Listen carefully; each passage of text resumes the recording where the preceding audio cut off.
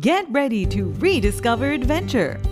Pakistan Railway is relaunching Safari Tourist Train in collaboration with PK Unicorn on April 21st, 2024. Rediscover the 5 historic railway stations between Rawalpindi and Atak Khurd, constructed between 1880 and 1893.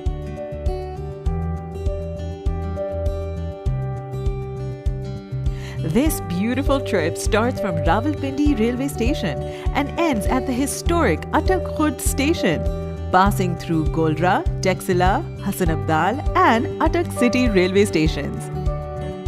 Safari Train offers a delightful day trip through the stunning Potohar landscape, featuring the Marghala Hills, Sanjani Tunnel and various bridges.